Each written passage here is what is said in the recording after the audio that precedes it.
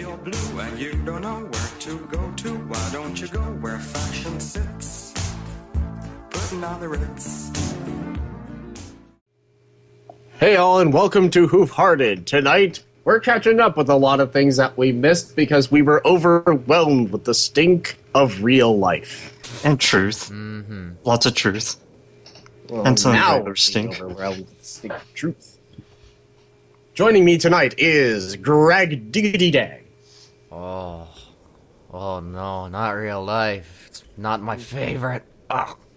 Scoot. Oh, yeah, God, hi, me thing, I guess.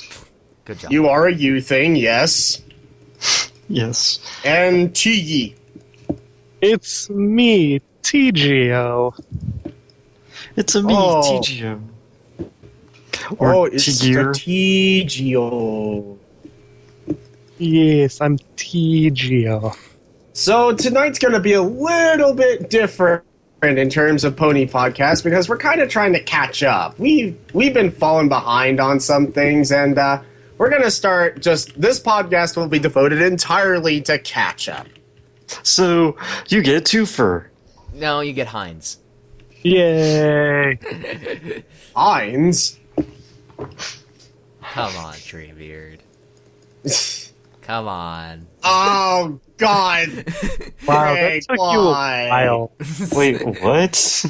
I mean, it's bad enough that you made that pun, but you made it in such a way that took me more than a second to understand. That's not cool, man. You could have at least you could have pointed it out a bit more so I could join in. Too bad. Not in that mood. But anyways, yes, we do need to catch up on Pony episodes, so we're doing a double header. So, first episode, well, both of these are the Rarity arc episodes. I only call it that because, We've got a lot of rarities. what else would you call it? Anyway, Generosity. The first one that we're dealing with is Rarity Investigates. Here's the plot. Rarity's in a noir movie. the end. That's it. Yeah. They somehow managed to make it without anybody dying. Anywho, we'll go down the line. Scoot, what did you think? I thought the villain was pretty obvious, but whatever, they're kids. So, yeah. Overall is this is kind of it was kind of meh overall. God, I don't really know what to really say about this episode. It's a door episode. Rarity's in it. It's meh. There's Wonderbolts. They do cool things. There's Wonderbolts, then Dash. Then they mistrust Dash, who's, I don't know, prove that she's not that isn't that desperate or wouldn't resort to doing this kind of thing. I don't know. Anyway, mess out of 10. Meh out of 10? No. That's not quantifiable. Come Fine, on, I'll we're done go. with Mez. We don't Fine, do that anymore. fine, Be a number. 7 or 6. Okay. 6. That's a number. That is a number. Alright, Gerg diggity dig dig diggity dig dig dig. Dig dog. Dig. It was an okay episode. I'm still wondering why Rainbow Dash wants to join the Wonderbolts so badly. They have a screwed up justice system where you're guilty until proven innocent. They're constantly a-holes. What's appealing about them? They're cool. They can fly well. Yeah. They're the Blue Angels of ponies, Greg. Apparently that's good enough. Who cares if we're constantly kind of dickish?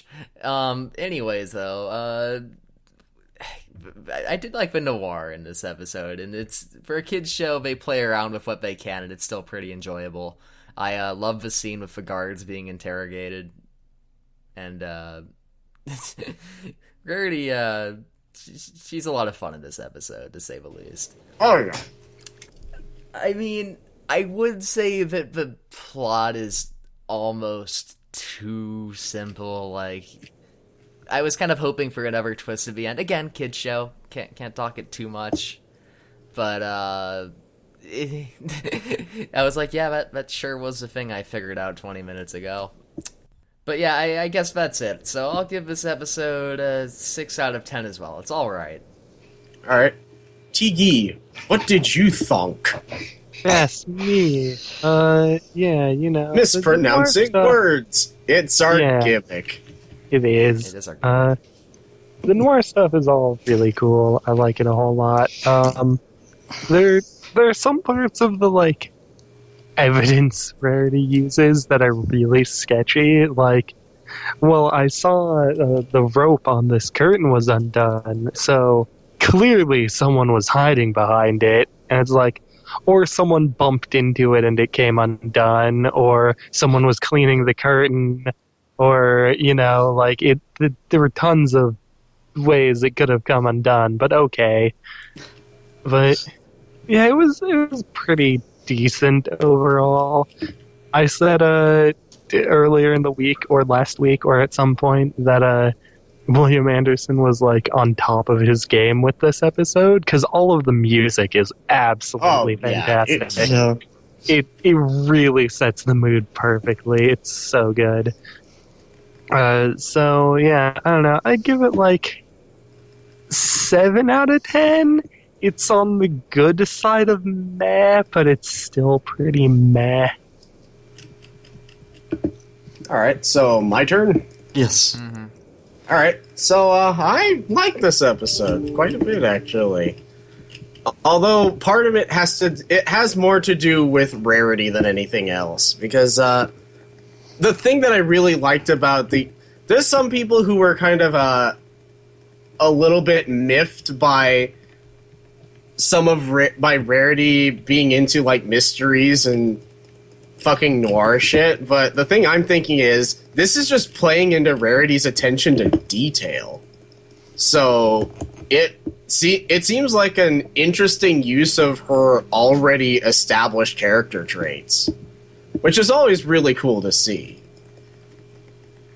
Especially in this way, because you honestly, like, when you think of Rarity, the first thing you think of usually isn't, like, detective.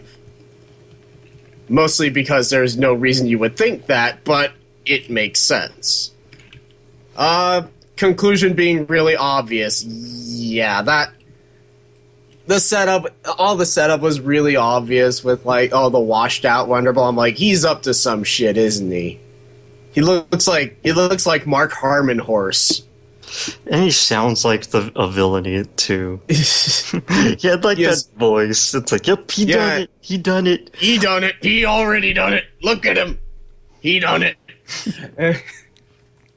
But the other thing that kind of turned me off about this episode was there was this, like, Baker pony. Well, a lot of the voices seemed really off. Soren felt kind of wrong, Spitfire felt kind of wrong, and there is this Baker pony whose accent is so confusing I couldn't even begin to put it together. Is that a towny accent? Is it Cockney or New England? Or what the fuck is that? Where do you come from? Outer fucking space? But other than that, I really like the episode, and like I said, the thing that I love the most about it is this utilization of a character trait of Rarity's in a sort of unconventional way. I give this props, 8 out of 10. My god, why am I being nice? Well, That'll change in a few seconds. Bum, bum, bum. So, average for that one. 2 6s, a 7, and an 8. Kind of like a low 7 decimal. 6.75. Oh, high 6. Mm-hmm. Oh. All right, so Yeah, next high episode. 6. Come on, give me a high 6 here. High 6. For that. I'm sorry, the only one who could give you a high 6 is Stanford Pines. Oh my god. Moving on. Anyway, next pony thing, horse thing. Next pony episode. That would be Community tribute community. God, I don't even remember what the name of the episode was. Made in Manhattan.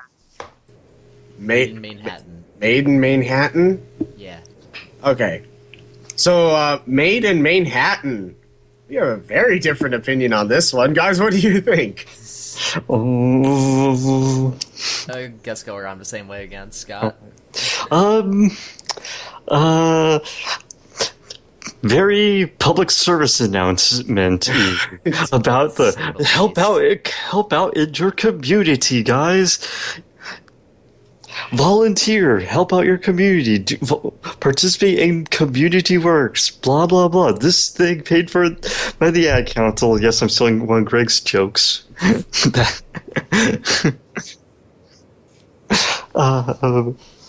Okay, barring the massive PSA for help out in your community that's hammered in for like 3 or 4 fucking minutes at the end.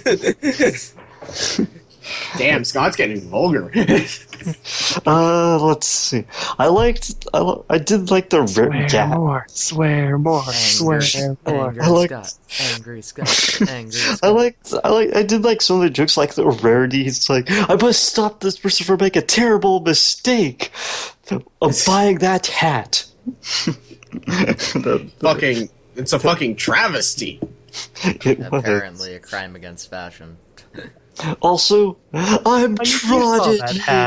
That hat was real bad. I'm trotting here. Yes, I'm walking here. AKA, all New Yorkers are assholes. Pretty much. Yes. No, nobody's tired of that trope, right? Let's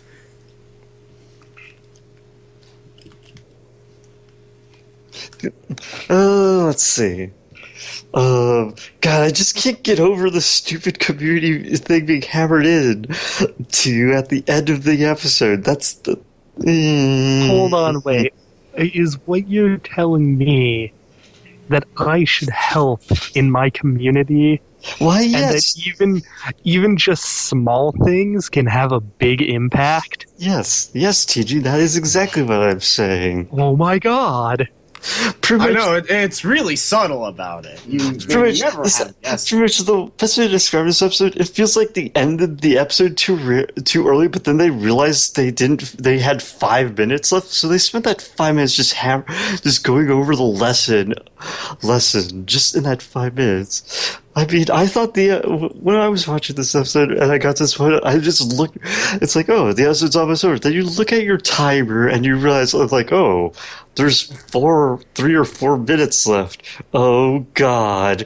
This lesson's gonna drag on, isn't it? Just looking at your watch, wondering when it's over. It's like, I get the idea. When's the episode nobody over? wears watches. So, like, turn on your phone for a second. I wear a watch. Oh. I'm gonna give this. I'm gonna give this a 3. Dang. Scott setting the bar low. So, Greg Diggity Dag. All right. Yeah, New Yorkers are assholes. I did not know that. Any New Yorker viewers out there, I'm sorry. I'm not calling you assholes. You're probably an asshole. That's just what this episode told me, and so I think I'm gonna go. Get off offended. Of that. That's fair. Right? Yeah. But yeah, God, nothing really much happens in this episode. It's very short, and I'll get to the end where it's padded out by the PSA. But yeah, like they start out in Ponyville. There's a problem. Let's go to New York or Manhattan, whatever. No, the Zordon map summons them to Manhattan. Yeah, they get a booty call, and then they go to Manhattan. They look for the problem for like a minute after a street crossing gag using Applejack. Yeah. And then they find Coco. They help her build and set up the thing. Community the play theater happens. The end. Wait, you're forgetting the PSA, Greg. Exactly, I'm getting to that. Hold on. That should be the end. But no. Mm-mm. After they build the set, they have to have this very long, drawn-out scene where they show all of these different kinds of ponies walking up to the play, including nostalgic old grandma and busy middle-class working man who remembers his childhood. Oh. I mean, that part's fine. It feels really corny. Yeah, but it's fine. It doesn't take away from the episode. It doesn't take away from it too much, but it's still drawing out and padding the episode. It doesn't really add to it either. It's padding the episode even more. So after that segment of padding, we have more padding. Padding.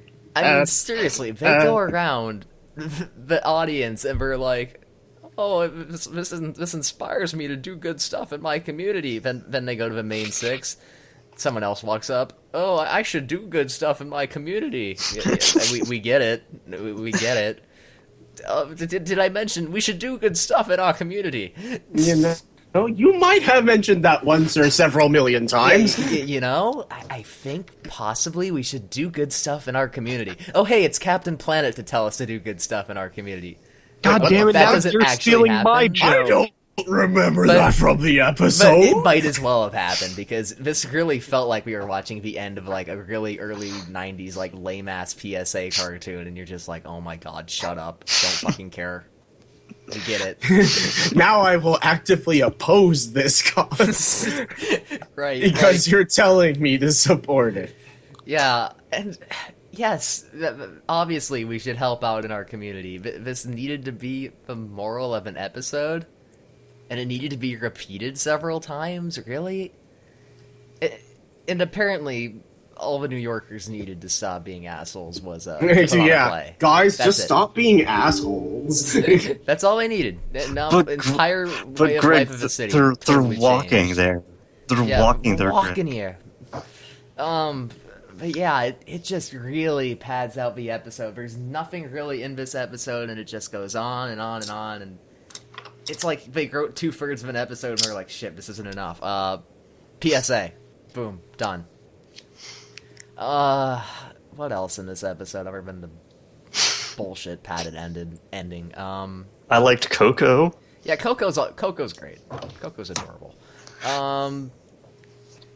How about, Rarity slapping the money out of the pony's hand? Oh, I was wondering when you'd bring that up. Yeah. I don't care if you responded by giving her a free hat and giving her fashion advice. That's fucking rude. Imagine in real life if you just went up, Hey, you're like in the mall. She's not the element of being a polite person. Hey, well, Well, that's you're also true. forgetting she's the richest pony in Equestria. But Yeah, she has no imagine- concept of the value of money. Imagine if you just went in the mall and you're like, someone's buying a game at GameStop and it's like something shitty like Lego Batman 27. I don't know. But you see that game and you're like, fucking slap it out of her hand. No. Bullshit. You see this game I was about to turn in? Play this instead. It's free. Take it for free. Like, if that happened to me, I'd be like, okay, I'd be thanks so for the fucking game. confused. I'd be confused and also still very kind of angry. Like, dude, still slap money out of my hand. I mean, That's if you not slap cool. money out of my hand, I'd assume you're trying to steal it. God. Or it's like Actually, that sounds pretty effective. it's like if you Slap it out, grab it, run. I know Rarity's over the top and she's the fashion horse. I get it, but even then, it was a bit overkill. Just a bit. But bitch, your money ain't good here. Damn, Scott's got an attitude tonight. Like, Oh no, I'm liking it. Mhm. I know, it's awesome. But I guess other than that, yeah, that's about it. It's a really disappointing episode, and again, it feels like incomplete. They decided we don't have enough here. Pat it out. That's just always disappointing whenever that happens. I'm gonna go with a 4 out of 10. I really thought it was meh, All right, no good, Tiki. bad side of that.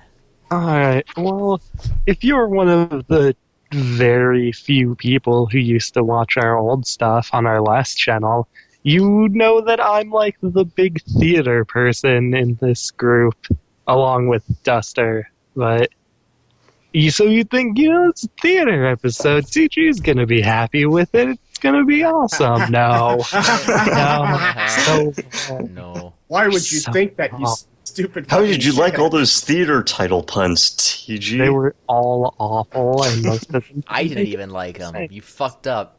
Yeah, like, how hard is it to pick a dumb joke that actually makes sense in context? Like, what was the one? Trotter on the roof. It doesn't make sense. Trotting does not equal fiddling. They're not even similar in the slightest. What's wrong with you?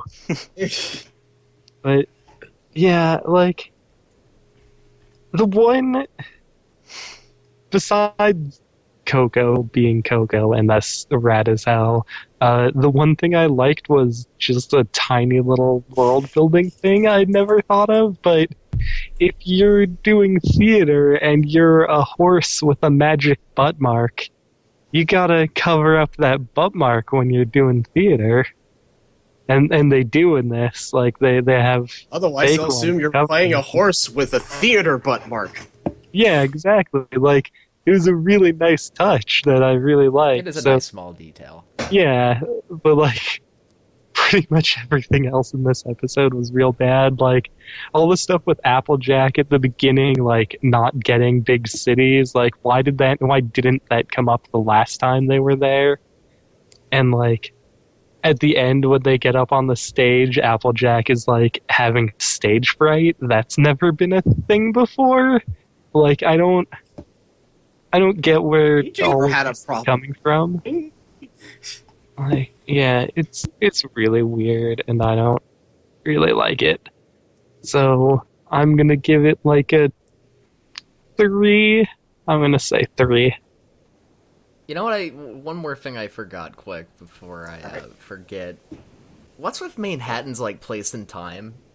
Like, half the city is modernized skyscrapers. Oh yeah, it is hilariously. It doesn't make any sense. Then the other half, the half we see in this episode is like old-timey New York, like brick buildings, lampposts that are actually... never were lampposts in the other half. Actual New York is like that. Yeah, they're like old. They're like it's, older parts of New York. Yeah, but then there's also ponies that are dressed up in old style. The people dressing up are really wearing top hats with a freaking they're not lamp chops. I mean, I wore a top hat in Little Tokyo yesterday, and you have no idea how weirded out people were. Yeah. No, it's weird. It's the place and time makes no sense at all. It's really anachronistic. I forgot the park that the shitty park that no one maintained, like Central Park, because I can't imagine where else you would do a big theater thing like this in New York.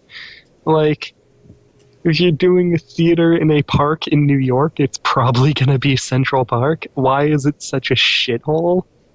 It's a good question. Alright, did you already give your score? TG gave it a 3. Okay. Alright, so my turn. Yes. Okay, I did not much care for this episode. And I'm going to be real with you, I watched it yesterday, and I barely remember what happened. So, like, they get booty call, and then one horse goes to Asshole City. and then there's, like, a method mares, and I'm starting to wonder if they're actually, like, method actors and, fucking crazy. And might be. I figured that would make a better episode than what I was seeing. What? And then things happened, and I think there's a horse that was really popular with Bornies. I'm not invested enough in her character to really care all that much. And yeah, I'm one of those Bornies that doesn't really give a shit about like side or background characters. So yeah, it didn't really sell me. Help out your community, by the way. Have you helped out your community? You should. You should help out your community. You should, because the power is yours. Yes, the power is yours to help out your community. Have you helped out your community? You know there's only small things you have to do to help out your community. But yeah, like everyone else said, the PSA is just really strange and all it does is pad, and it doesn't feel this story had many legs to it to begin with. Or if it did, those legs were broken. You mean like the legs that carried Coco Pummel up to the stage? Why, yes. Those did look nasty. That's like early 2000s Flash, like 7 animation. Oh my god.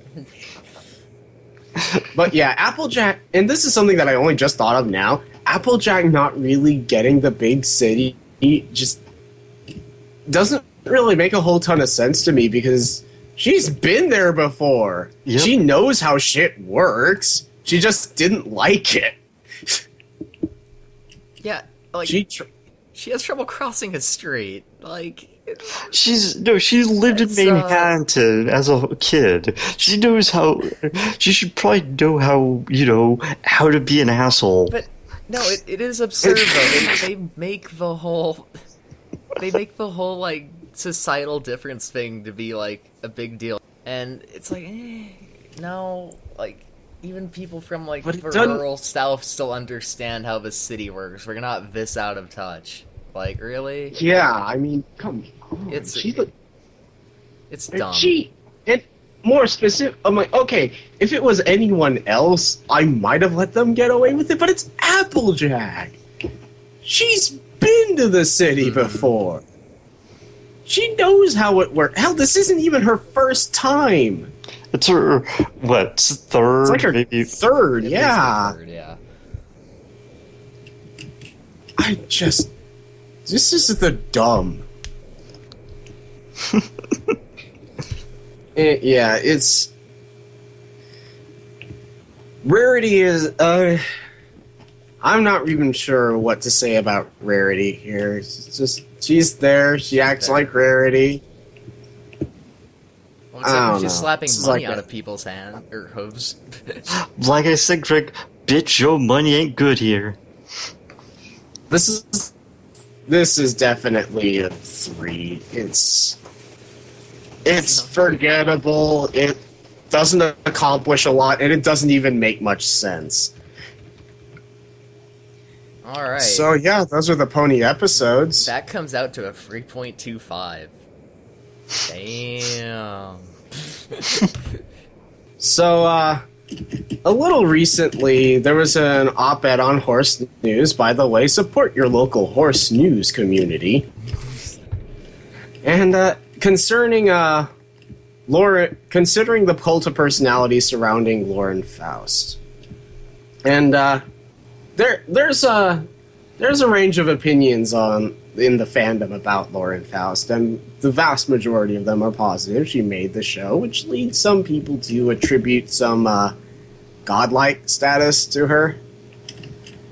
And there was a remark that she said at the panel she was at in EQLA, where she felt like the fandom had largely forgotten her, which honestly can't be further from the truth. No. To the point that many people simply stopped watching the show when season 2 came around because they felt like it was ruined because Faust wasn't involved with it. And in fact, many people feel like the show is horrible if Faust is not involved. And it's based solely on those merits. So it begs the question, so where do we stand on Faust? What do we think of her? And I think the first place that... Who wants to go first? Or should it just be? I guess I can start. I like Lauren Faust. She's great. All the stuff she's worked on, I've thoroughly enjoyed. She didn't make most of them like people constantly attribute. Like she worked on them. She worked on Powerpuff Girls, and she co-produced Foster's, if I remember that correctly. Yeah, I think that's right. But, Yeah, that sounds correct. Yeah, Pony is basically the first thing she has a solo credit on. It's the only thing she does, because even Wander Over Yonder, she's co-producing with Fred McCracken. McCracken. Yeah, like everything she's worked on besides this, she's either just worked on or she co-produced it. So, I really like all the stuff she does. It's great, but she's not the one creating it all. Like, that's what I don't understand, the whole cult of personality thing with her. She didn't make any of these things people keep saying she did.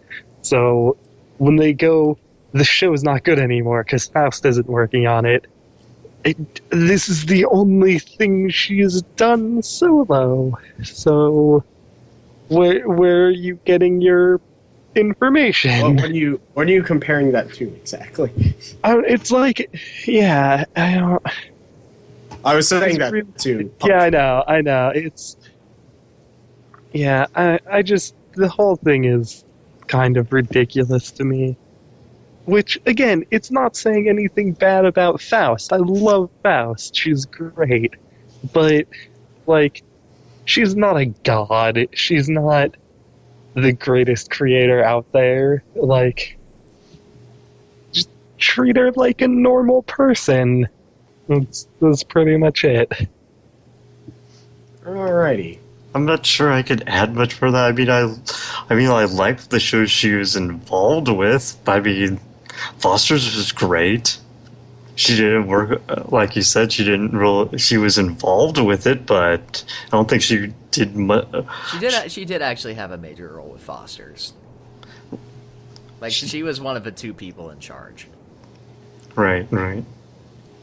Powerpuff Girls, not so much. I think she did maybe, 1 or 2 episodes of Powerpuff Girls, or... Well, she even worked on it.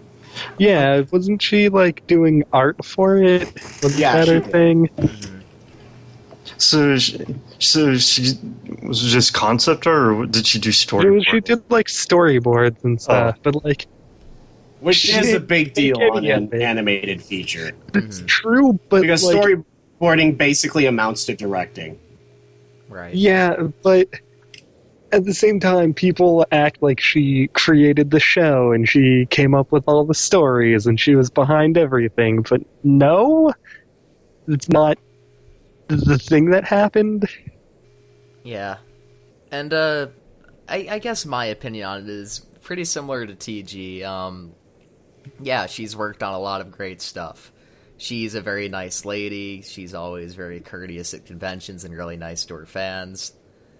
But yeah, the way she's treated is something else. When it's announced that she's going to be at a convention, people lose their minds. Like, people act like, oh my god, this is the greatest thing ever. She's amazing, the best. And again, she's very talented, very nice lady, but it's amazing the amount of trying to find the right word, the amount of respect and complete just like, oh my god, what's the right word? People fan devotion. I think she knows how to get devotion. She knows how to get bronies to throw their shekels at things. Yeah. The amount of devotion she gets from all of her fans is insane. I mean, can you think of any person in the animation business who gets more? I can't. I mean, I feel like I could name one person, but some of the really big names that like are legendary. Yeah. But they don't even have the fandom following. So like, they're respected in the industry. They're respected by animation experts. I'm saying like the big like legends of animation do, like your Disneys or your like. You mean Walt Disney? Yeah, exactly. Of course, I'm talking about people who are alive right now. No, like no one who's alive. And even right then, now. Disney doesn't have that kind of a following. Right. I mean, he kind of does. Yeah, he kind of does. I mean, everyone has respect for Disney, pretty much. Yeah. Well, Disney. But it's because he was like a pioneer in many ways. Yeah. It's like it's respect for Disney and the fact that the evil corporation Disney. That's most evil corporation. Yeah, like, besides that, like the closest I can think of is like big comic people like Stan Lee. Stan Lee has a huge following, but even that's not as insane as Faust. In terms of like utter devotion, it's unmatched. The reason this whole conversation was brought up was because of it's no longer called Fighting is Magic. It's them fighting herds. That's the them's rebrand fighting. of by the Magic. main 6 team where Yeah. where they got seen to, then Faust is like, okay, I'll help you. I'll make original characters for your fighting game so you can release it. Right. And then they got like an Indiegogo fund. They got Indiegogo, went to Indiegogo and it got funded, or they made Right. 1,000. And There's also the speculation concerning EQLA. Oh, the whole charity thing, yeah. but I was just gonna bring up in regards to them fighting herds. Like when this was announced this week, people were like, "Oh my god, I immediately gotta donate money." It's Lauren Faust. Oh, I saw several people doing that, just like immediately throwing money at it because Lauren Faust's name was attached, and I don't know what her role is in the game development. She apparently gave them Okay. new character designs. Okay, which is cool, but at the same time, there's a lot more people working on this project than just Faust. Her role in it is essentially just some design work, which is great, but Yeah, but people you are don't investing sell in the a game on the gameplay solely because of Faust. Yeah, like you don't. With very few exceptions, you don't sell a game on design. Like, there's some you do. You know, games like Flower, I think was the name of it. It was one of the games by that game company. Like that game is just all about the art. The other thing is, if some of the people are already familiar with Fighting Games Magic, which actually was actually a pretty good engine, and for a fighting game, it actually played pretty well.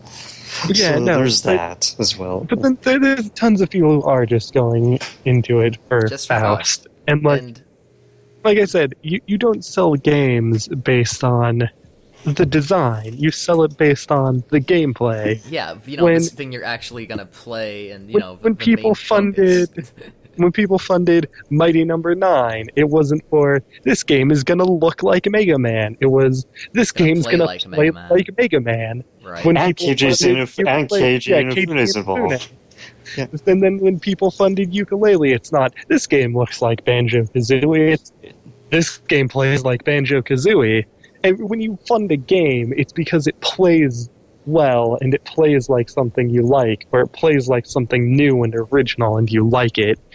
Like, funding a game just because you like the artist is insanity. It's absurd. And to just bring this back for a second, when you boil it down to it, this game is essentially about cloven-hoofed animals fighting each other. Yeah. And okay, it's an I think I interesting saw- concept, but Okay, go ahead. yeah, I'll be quick. But it's not exactly the most riveting thing ever. But again, because Lauren Faust's name is attached, and she has this following, in 7 days, they have already raised $186,000. They could get that on Steam Greenlight. Ha ha ha! Oh, But You could get literally terrible. anything on Steam Greenlight. but literally $186,000. Well, no, TG, but it can get on Greenlight. Actually, be a regular get it out of Greenlight into the actual Steam store with that amount. If this game did not have Faust's name attached, it would not be anywhere close to the amount of money it has right now. Not even close. It's insane. hard to disagree. I saw a concept art of this thing earlier. I think it's like the cloven hoofed thing. I think there's some llamas that are fighting. Yeah, there's a dragon horse creature, a There's a- unicorn, a cow, There's a a llama, llama, a deer-looking thing. a llama or alpaca. I don't know. Yeah, It's really weird, but silly. but yeah, I mean, it's really surprising how many people are just Faust.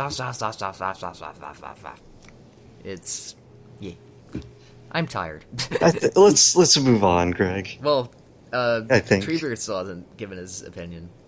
Alrighty, so the Faust cult of personality. Part of the reason we brought this up is because of the EQLA charities. This is the other reason that this discussion of the Faust cult of personality got brought up, because, well, when EQLA was starting to get touted, we in the hoof-hearted Skype chat would start joking about how, this is just going to be Horsefane, the con.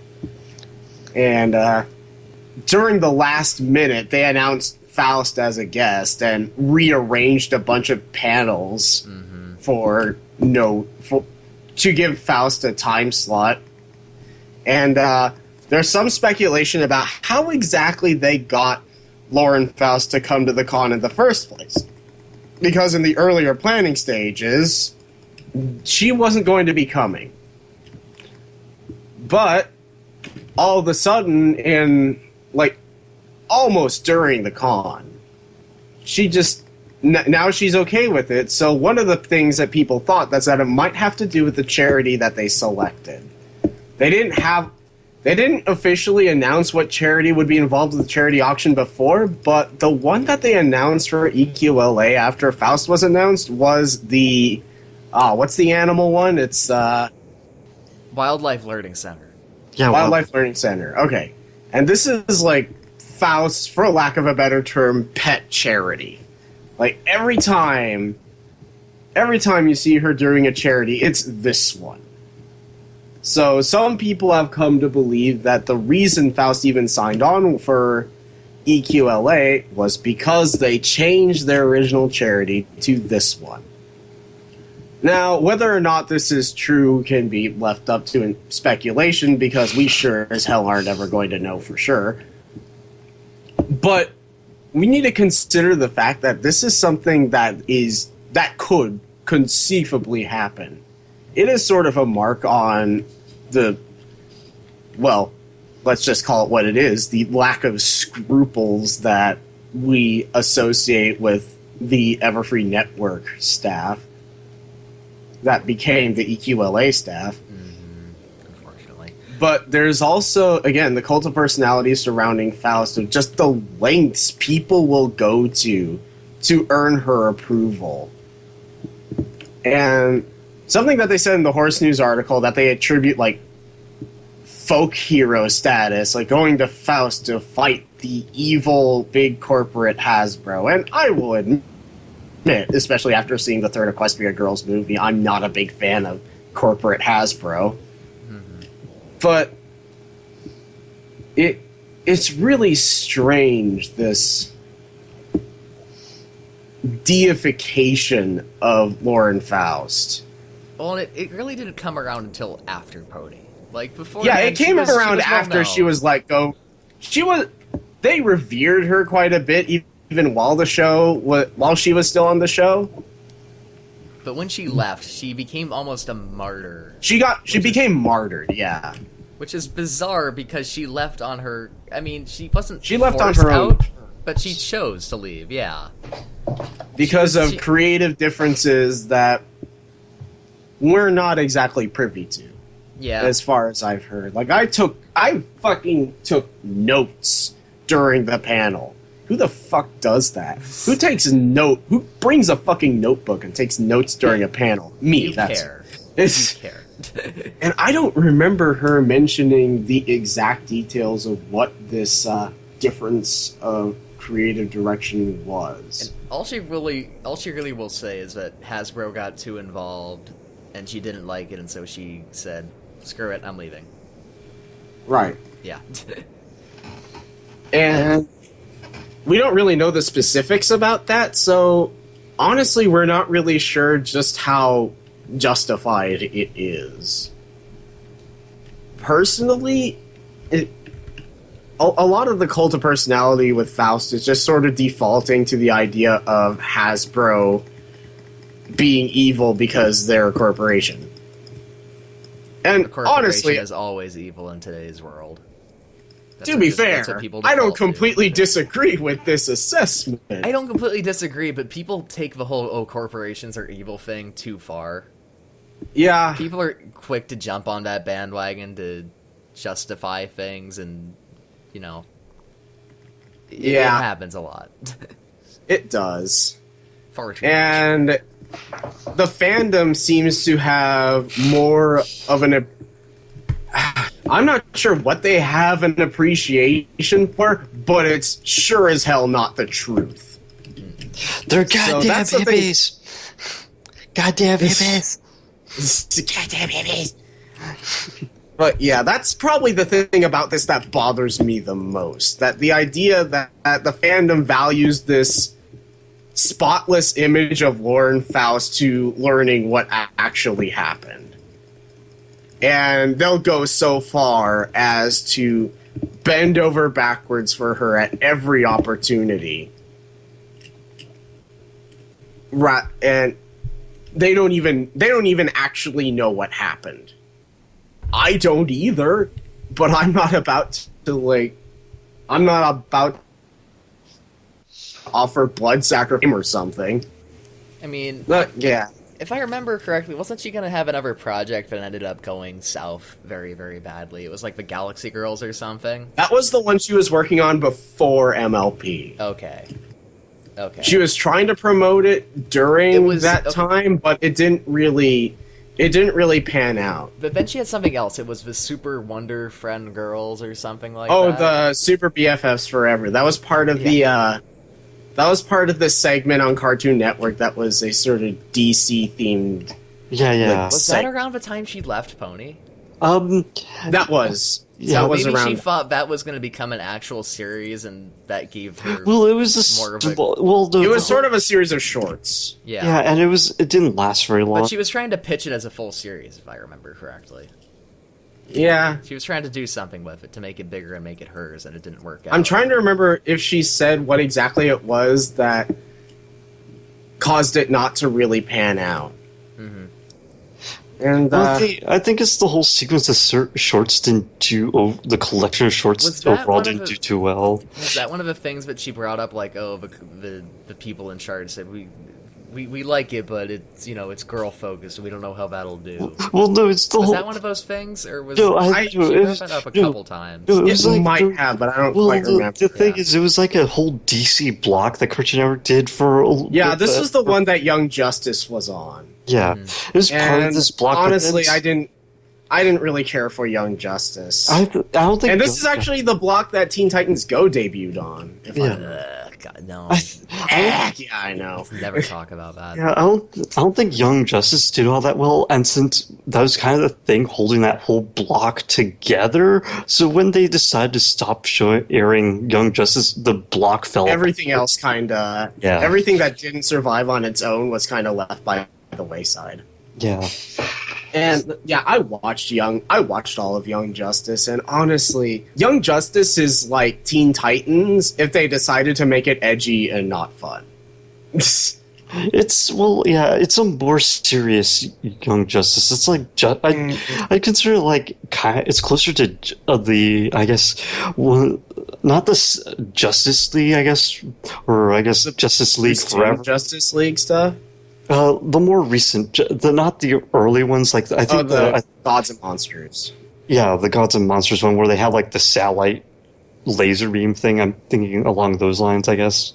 Yeah, that's pretty close to how the Bruce Timm Justice League was, and fucking Young Justice wasn't even like that because even the Bruce Timm Justice League had a lighter side. I think Young Justice just took itself way too seriously. I think it was trying to be that, but it didn't succeed. Yeah, again, because it took itself way too seriously. And the only thing about it that really redeemed it was the second season when they introduced the Jaime Reyes Blue Beetle. And even then, it was Blue Beetle the show, not Young Justice, because you didn't really give a shit about them because this one character was way more interesting. But anyway, back to Faust. Yeah, the cult of personality and this idea that a lot of it comes from this idea that Faust seems to keep getting screwed.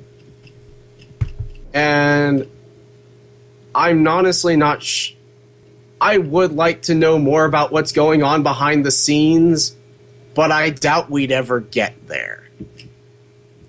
I doubt we'd ever find out everything. So until then, I can't condemn her, and I can't really praise her either. Exactly. All I can do is if we don't have the full story, we really why we don't deify we her? don't know. We can't have an opinion, at least not a legitimate. Yeah, we're only getting her side of the story, and even then, it's an incomplete side. She's not willing to disclose what actually happens behind the scenes. Well, so, that's probably because she had to sign an NDA. of course, but so it can't be discussed. So why do Yeah, the automatically NDA is probably assume- like the biggest problem. Why do the people automatically assume, oh, she got screwed over and it's all the big corporation's fault? I mean, it's easy to do so, but people automatically just jump on that, oh, she's so good and it's all good. So Yeah, it's so bad.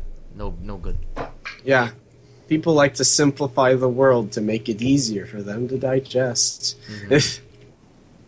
Sounds like a good topic for a pony episode. Perhaps. like seeing seeing something happen and everybody just like tries to simplify it to like this person's good and this person's bad. No, it's not quite. Not quite. But yeah, anyway. Yeah. Yeah. Faust worshipping. We can't condemn her, we can't praise her because we know nothing about what's happening. I can only respect her as a creator. As you should too. Yeah. Yes, respect her But as a that's where you should creator. draw the line. That's where the line is drawn because you don't have the whole story. I think that does it for my soapbox for now. I think Of that should wrap up the first discussion. duty of every Starfleet officer is to the truth, whether scientific truth or historical truth or personal truth. All right, yeah, plugs and pimps. All right, so we'll have other people go first because we have a special guest tonight. Who will be helping us pimp something that's very important to us as a group of nerds that talk about cartoons and meet people who also do cartoon. Yes. Yes. So, everyone else is pimps first. Other pimps first. We have. This is a My Little Pony podcast. Why did I have to think about that? God, I'm tired. Because you have so many. We run so many podcasts for so many different shows. Okay. Cool. By the way, watch those other podcasts. Hold on. All right, so yeah, we have the Mystery Cast for Gravity Falls podcast. A little behind, but should be coming out this week still. Same with the Stuven Universe Cast Rock Talk. Should be coming soon. On the Hoof After Dark channel, we have Monster Girl Quest, and yeah, that's a thing. Earthworm Girl, yeah. We should have more of that soon. And what else? We have all my silly reacts. If that's your thing, you can watch those. And we have a few of my silly reacts. Indeed. We're all getting on the React bandwagon. Where you can find out why this guy is a dumb shit. I'm not silly at all, so I'm bad at reacts. So also I don't have a cosplay. So I guess I'm not doing Rick and reacts. Morty one day, maybe. Maybe. For you, Scott. Other than that, yeah, that sums up the Hoof Hereditary plugs and pimps that I can think of. So. The retrospective, the retrospective when it finally comes out. Yeah. Oh, and your Diablo playthrough. Oh yeah, the Diablo playthrough. And the Cave Story race that me and TJ are doing. Make another episode, Scott. Don't let it become disfigure. Well, that's up to TG because he still needs to finish editing the second goddamn episode. Anyway, play Undertale. That game's fun. Yeah, I've heard good things. I want to try it out myself. Seems like. I mean, if you haven't heard it from everyone else ever, try it. Yeah. It's been getting raid. Tell Toriel that Hoof-Hearted sent you. Oh God. I don't think you can, but try it anyway. I think that's it. That should be it. We can move on to the big. Now for our special guest. Move on to the yeah. Okay, so we had Is he inside the hell portal, Treebeard? Well, he's coming through now. Anyway, we at, this group has a bit of a tradition for having a tie-in with a certain con in a certain region of California that's also connected to a certain character's name, BabsCon in San Francisco. And here to deliver the sales pitch for, is it still called the Big Bad Offer? Heroic Pony, yes. Heroic Pony. It used to be called the Big Bad Offer. But now we're get to pitch the biggest sales package that is available at the time of this podcast is Bill Cipher. Wait, what? Hey, kid! How are y'all doing? Which of you wanted to hear the exact time and date of your death? I'm just kidding. I know I'm here to pimp out a nerd con. Why are you here? Well, I've been wheeling, I've been dealing, and I figured that a good way to get some souls in my pocket is to do some advertising. Well, yeah. I Seems guess. like a good way to go about things. Can't really question you there, Bill. But pony conventions, really? Hey, have you seen what these people are willing to pay for anything? Yeah, but you can't get the stink out of Greg, the souls, even. Though. Greg, you that's can't do actually a that. fair point, though. He's got a point. I can't argue with that. I mean, we're definitely very willing to make deals, make poor decisions. Oh, believe me, kid. Believe me, kid. I'm at the point where quantity is a little more important than quality. Again, Bo, the stink. Like, you can't wash out the soul, man. Have you been to where I'm from? It already stinks. Anywho, it's time to sell you this pitch, which you're probably going to sell off some blood, your limbs, and your soul for. This heroic pony package includes a 2016 exclusive design 15-inch Golden Gates plush by Equestria plush. Oh, I hear you pay a pretty soul for one of those. A special 2016 Heroic Pony exclusive gift. Non-specific, but I'll give you a hint. Lots of tentacles. An intimate meal with a guest of honor, where you can scar them for life and completely alienate them from becoming a friend in any way, shape, or form.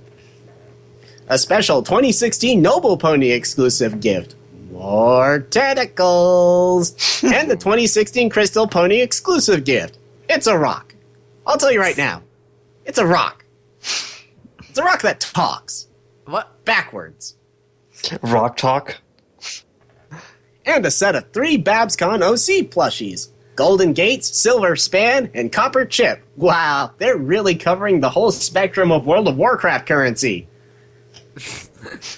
And $80 in autograph vouchers. Yes, if you see the hotel staff, you can get a signature from them, too. And you can get signatures from that hobo on the street who keeps telling you about Jesus. You now have access to an exclusive VIP/guest of honor meet and greet, where again, you can alienate more people and prevent them from being your friends for the rest of your life.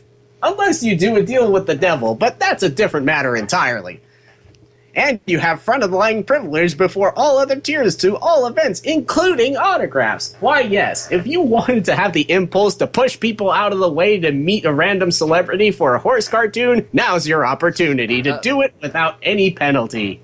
Bill, has M.A. Larson ever signed you? Hey, I'm not getting that pen anywhere near my eye. I know where it's been. Oh. That's... You now have preferred seating. Why, yes, if you prefer to sit upside down or on your butt, you can do either now without being thrown out. And a 3-day access to all non-premium activities. What the hell does that mean? I don't know. Look it up yourself. 2016 exclusive swag bag, but be careful that you turn it off at night because you might wake up covered in bitches. It's 2016 exclusive t-shirt, but be sure to specify size.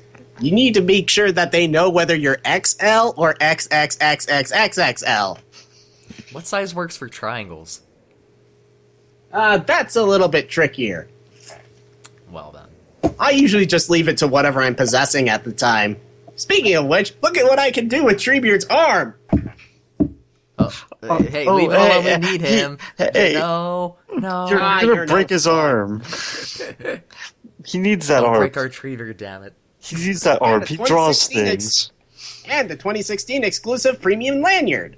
And a 2016 High Society pin. Why, yes, you can walk into high-class restaurants and instantly pass the dress code check with a pin that says that you're high society. Warning, this doesn't actually work at high-class restaurants. You should wear at least a suit and tie. The Heroic Pony exclusive gift has a one-of-a-kind theme associated with it made solely for each member of this level. This gift represents a hero at odds with one who would see the harmony in Equestria disrupted. Like me! Except not really, because I don't really care about talking horses. We invite members at this level to pick one of the following pairs of ponies at odds. Which side are you on? Twilight versus Lord T-Rex. Fluttershy versus Discord. Rainbow Dash versus Zowie Zodal. Pinkie Pie versus Starlight Glimmer. Applejack versus Flim and Flam. Rarity versus the Diamond Dogs. Luna versus Nightmare Moon. Celestia versus King Sombra. Cadence versus Queen Chrysalis. Spike versus Maniac. And Mayweather versus Ronda Rousey. Wait.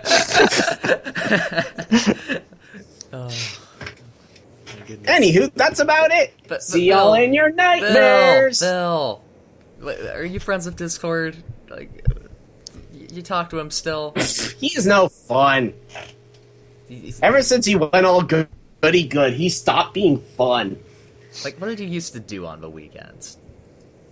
Oh, lots of things. Lots of things. Okay, we'll just leave it there. Goodbye, Bill. Goodbye! Remember to... you know the rest. You okay there, Treebeard? Oh. Oh, what the fuck happened? Bill kind of inhabited your body. Is your arm okay? Hurts a little bit. Yeah, okay, he was well behaved this time. But, I think it's about time to wrap up this podcast. Yep. Bye, everyone. I'm Scott. I'm GREGDAWG. DG is not here anymore. No, TG is not here anymore. No. And TG's gone already. And that's Treebeard. And I'm Treebeard. We've been Hoof-hearted, and we'll catch y'all later. If you're blue and you don't know where to go to, why don't you go where fashion sits? Putting on the Ritz. Putting on the Ritz. Putting on the Ritz. Putting on the Ritz.